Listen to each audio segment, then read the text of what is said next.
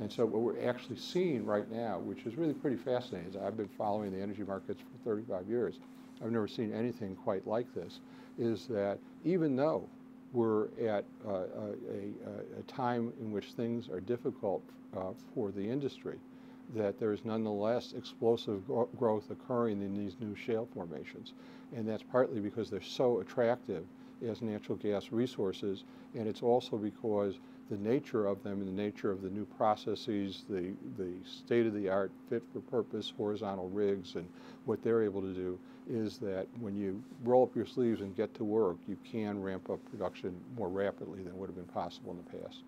So do you have a feel for a time frame that we maybe could see a bit of a turnaround in that industry?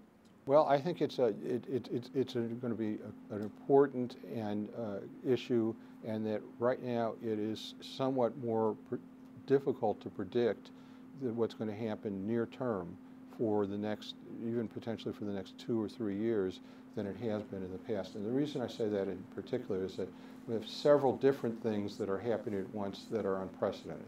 And one is that we've had a steeper cut in drilling that's ever occurred before. We would expect ordinarily that that would result in a rapid fall off in production. But another is that we've found this new resource, and it really is largely a new resource that is of a different scale than we've ever had before. And there is an intensive development that's occurring in the emerging shale formations, and the productivity of each well that's drilled is so high that it's actually countering to a large degree the decline in drilling. And I think really no one has a real good handle on how those two will sort out. We'll probably have a better sense really by 60 to 90 days from now, because at that point we'll have enough data to really have a firmer handle on what's going to happen in that dimension. And that is, but unfortunately, those aren't the only uncertainties. Obviously, everybody's aware that the economy is uncertain. That actually has less impact, I think, than is often thought. What's looming out there, though, which is really a huge issue, is that we're going to see soon a huge surge in the amount of gas that's available on the global market. We're going to see with liquefied natural gas, LNG. It's the opposite of shale. There's a very long lead time for development. It's very capital intensive.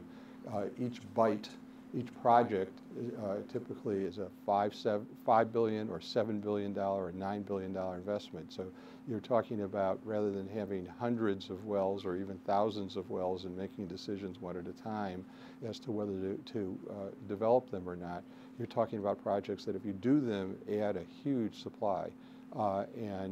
Each project has roughly half the natural gas output of the state of Oklahoma. That's the scale size of them. And there is this long lead time, and because of what's happened, the way it's evolved is that natural gas prices in the U.S. in particular, and to some extent globally, started going up about 5-6 years ago.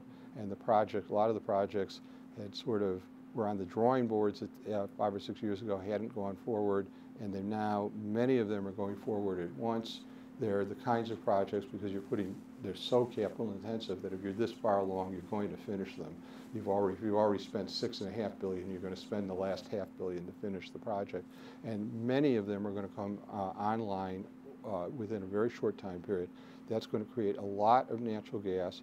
There's less demand for it globally than there has been, than was expected, because of the unprecedented fall off in the global economy.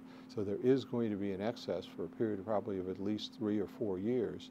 And unfortunately for the U.S. market, and I really mean unfortunately from everybody's perspective in terms of whether the market functions efficiently or effectively or not, that during lower demand times of the year, during spring, summer, and fall, on a global basis, there will certainly be much more gas than is needed during those months. Now, that's always true. It's true in the U.S. as well.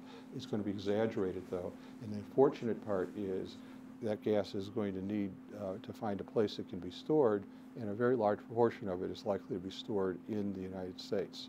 And so we're likely to see a lot of that surplus gas globally all come here. And it's a very negative thing.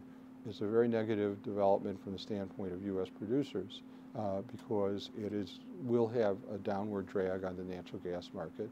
And really, I think over any longer time period, it's really a terrible development from an end user standpoint. Because from an end user standpoint, that source of additional gas, that factor, will clearly be short term. Because it is a global source. It is literally designed so that the natural gas will be injected into a specialized vessel which is designed so it can go essentially anywhere in the world. And so as soon as demand starts to expand again, almost anywhere, the other potential producers will compete for the gas. It will tend to go elsewhere, and we're very much at risk of having a precipitous drop in the supplies available to the U.S. market and a repetition of the kind of price swings that I think no one really wants to see. Where are these LNG fields? Where are these projects right now? Where and globally? I mean, where are they in the world? Well, kind of ironically, and you could raise questions about this, what this entails, but the single most important source is, some people pronounce it Qatar, some people pronounce it Qatar. I've actually heard the oil minister use both pronunciations at different times. That's a country that fronts it's a small country, it's very friendly to the U.S. It fronts its coastline in the Persian Gulf. And that source in particular is essentially had only a small amount of LNG production until recently, and by another 24 months from now, it'll be producing 10 BCF a day, and some significant portion of that is probably going to wind up in the U.S. market short term.